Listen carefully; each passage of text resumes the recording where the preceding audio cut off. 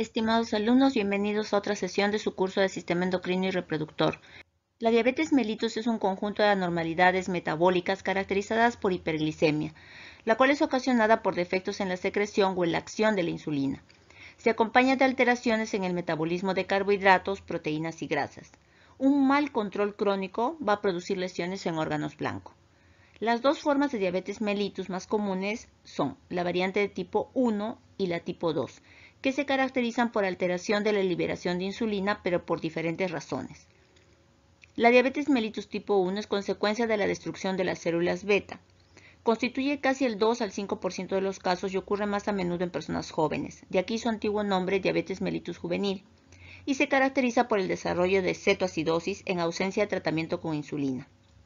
La diabetes mellitus tipo 2 es consecuencia de alteración de la sensibilidad a la insulina, o sea, el llamado resistencia a la insulina, y a la pérdida relativa subsiguiente de la regulación normal de secreción de insulina. Esta explica más del 90% de los casos de diabetes. Por lo general se asocia con obesidad en adultos y se caracteriza por hiperglicemia leve, aunque rara vez produce cetoacidosis. Hay pruebas fehacientes que demuestran el peligro que representa el exceso de peso y la obesidad para la salud de las personas y la población. En estudios se indica que hasta el 80% de los casos de cardiopatía coronaria y hasta el 90% de la diabetes mellitus tipo 2 podría evitarse cambiando algunos elementos del modo de vida, manteniendo un peso normal, practicando ejercicio. En esta imagen observamos algunos de los factores de riesgo para desarrollar diabetes. Como vemos, la obesidad, la inactividad o sedentarismo y la historia familiar se encuentran entre ellos. En esta diapositiva observamos una clasificación etiológica de la diabetes mellitus. Observamos que la tipo 1 y 2 no son las únicas que se presentan, aunque sí son las más frecuentes. Observen que los defectos genéticos, los traumatismos, las endocrinopatías como la acromegalia, los fármacos, infecciones y hasta la gestación pueden ser causa de esta enfermedad. La diabetes mellitus tipo 1 muestra por lo general una presentación aguda y explosiva mediante manifestaciones clásicas, poliuria, polidipsia, pérdida de peso, anorexia, que es más frecuente que la polifagia, casi siempre durante 2 a 4 semanas antes de que se establezca el diagnóstico. Alrededor de 20 a 40% de los niños y adolescentes registran una presentación clínica en forma de cetoacidosis. El diagnóstico se establece sobre todo con referencia a la sintomatología y con valores de glucosa sanguínea mayores de 180 a 200 miligramos por decilitro. La glucosa en ayuna debe ser igual o mayor a 126 miligramos por decilitro. Es muy común la presencia de cuerpos cetónicos en orina y una hemoglobina glicosilada mayor de 7%. La diabetes mellitus tipo 1 es una enfermedad autoinmune, crónica, que se desencadena en los sujetos con predisposición genética que se exponen a ciertos factores ambientales. Un agente externo que desencadena todo el proceso autoinmune, desarrollando autoanticuerpos. Por ejemplo, anticuerpos contra células de los islotes, anticuerpos antiinsulina, anticuerpos contra la descarboxilasa 65 del ácido glutámico, entre otros. Esto origina infiltración linfocitaria de las células de los islotes de Langerhans, destrucción de las células beta y por ende disminución de la masa de las mismas, intolerancia a la glucosa, diabetes y eventualmente una completa pérdida de la función de dicha célula manifestada como ausencia de péptido C. Varias semanas o meses, de 1 a 6 meses después del inicio clínico de la diabetes, los pacientes experimentan reducción transitoria de los requerimientos de insulina. Ello se explica por la importante actividad funcional de las células beta sobrevivientes. La remisión transitoria no tiene lugar en todos los pacientes y representa un último esfuerzo de las células beta sobrevivientes para producir y secretar insulina. La presencia de la fase de remisión transitoria se identifica por episodios frecuentes de hipoglicemia que obligan a una reducción progresiva en las dosis de insulina, hasta un mínimo de 0 a 4 unidades diarias. La duración de la etapa de remisión es variable, pero rara vez más de un año.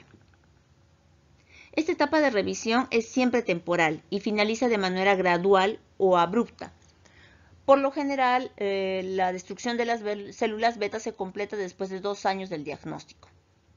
Como estamos viendo aquí, se produce el estrés agudo, se da el evento de la cetoacidosis que lleva al diagnóstico y luego nuevamente tenemos un periodo en el cual al parecer mejora la función pancreática para luego nuevamente decaer y establecerse la diabetes mellitus. La presencia de hiperglicemia sostenida y de los síntomas de diabetes indican que la cantidad de células beta es insuficiente para producir y cubrir las demandas diarias de insulina. Entonces se va a establecer un estado permanente de dependencia de insulina exógena. Aunque en la mayoría de los casos de diabetes mellitus 1 se presenta en la edad escolar y adolescencia, también se puede dar en la edad adulta. Es ahí cuando recibe la denominación de diabetes mellitus 1 de aparición tardía, o también llamada LADA. Es típica en adultos delgados con pérdida rápida de peso y los síntomas clásicos de diabetes. En general se hace el diagnóstico de diabetes tipo 2, con dificultades en el control glicémico con hipoglicemiantes o antidiabéticos orales, lo cual obligará a iniciar insulina en forma temprana. Los marcadores inmunológicos para diabetes mellitus tipo 1 serán positivos y con eso se hará el diagnóstico de certeza. Los recursos terapéuticos con los que hoy día se cuenta para el manejo de la diabetes mellitus tipo 1 son la insulina, alimentación y ejercicio físico, y sobre todo la educación del paciente. En los niños y adolescentes, tal y como pasa en el adulto, el sobrepeso y la obesidad constituyen el principal factor de riesgo para el desarrollo de la diabetes mellitus tipo 2. Por otro lado, las últimas generaciones han crecido en una era de grandes proporciones de alimento obtenidas a partir de comidas rápidas, cuyo costo es de cierta forma bajo, y de las ya casi tradicionales postres o botanas ricas en azúcares y grasas. La actividad física en niños y jóvenes es cada vez menor. Ello tal vez se deba a que reproducen los mismos patrones de los padres, quienes son poco afectos al ejercicio, dada su limitada disposición de tiempo. Muchos niños se distraen con la televisión o computadoras y durante ese tiempo consumen alimentos.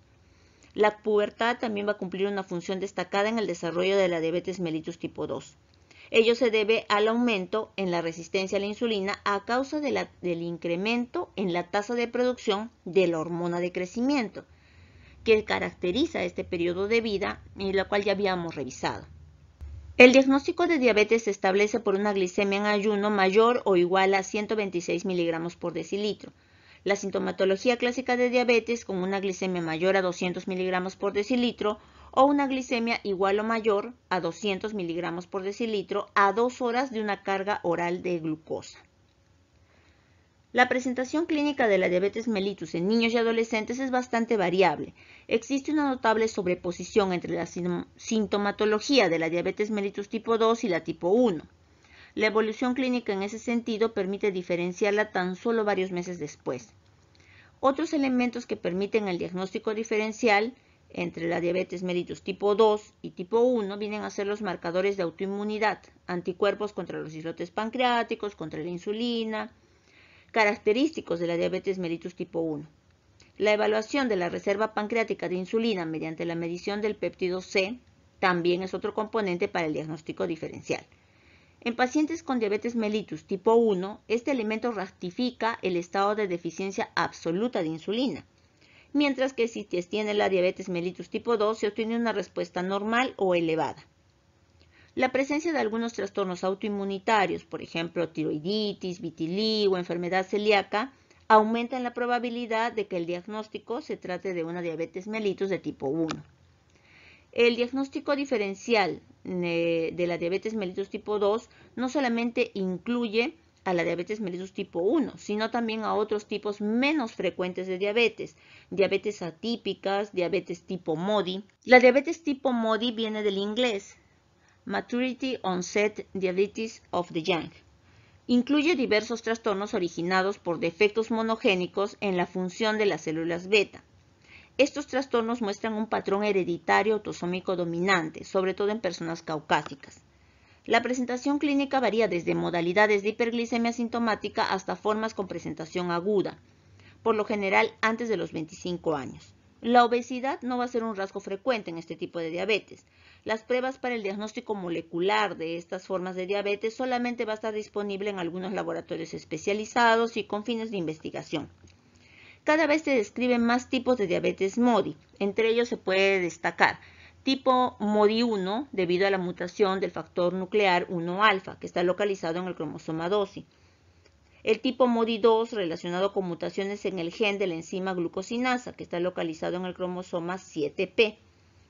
El tipo MODY3, que está asociado a conmutaciones del factor nuclear de transcripción localizado en el cromosoma 20.